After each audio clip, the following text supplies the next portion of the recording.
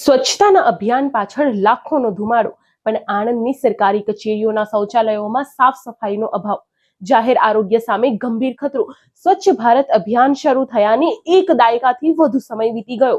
સ્વચ્છતા અંગે જનજાગૃતિ લાવવા મોટા દાવા કરાયા હતા, પણ સરકારી કચેરીઓમાં જ સ્વચ્છતાના દાવા હાસ્યાસ્પદ બન્યા. આણંદની સરકારી કચેરીઓમાં અમે આ અભિયાનની રિયાલિટી ચેક કરી ત્યારે સામે આવી ચોંકાવનારી અને જન આરોગ્યને જોખમી વાસ્તવિકતા. અમે સ્વચ્છ ભારત અભિયાનની વાસ્તવિક સ્થિતિ જાણવાના હેતુથી સરકારી સંસ્થાઓની મુલાકાત લીધી. આણંદમાં કલેક્ટર કચેરી, જિલ્લા પંચાયત અને મનપા જેવી મહત્વની સરકારી કચેરીઓના શૌચાલયોની તપાસ કરી. તપાસ દરમિયાન જોવા મળેલ હકીકત ગંભીર ચિંતારૂપ.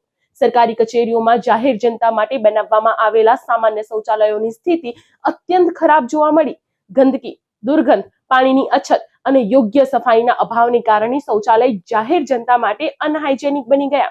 અધિકારીઓ માટે ઉપલબ્ધ અલગથી શૌચાલયોની સરખામણી સામાન્ય જનતા માટેના શૌચાલય સાથે કરીએ તો જમીન આસમાનનો ફરક સ્પષ્ટ નજરે પડે.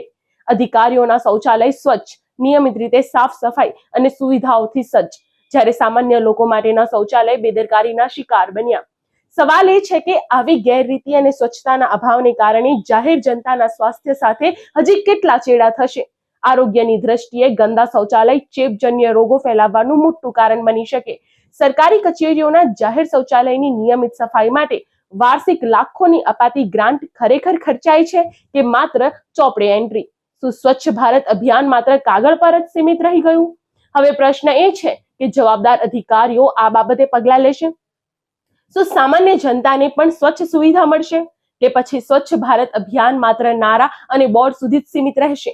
સરકારી દાવાઓ અને જમીન પરની હકીકત વચ્ચેનો આ તફાવત સ્પષ્ટ કરે છે કે સ્વચ્છતા માટે હજુ પણ ગંભીર પગલાં લેવાની તાતી જરૂરિયાત. અંતિમ સવાલ એ છે કે જાહેર સ્વચ્છતા માટે માત્ર પ્રશાસન જ જવાબદાર છે, કે પછી પબ્લિક પ્રોપર્ટી વાપરતી વખતે આપણે તમામ નાગરિકો આપણું સિવિલ સેન્સનો યોગ્ય ઉપયોગ કરીએ છીએ?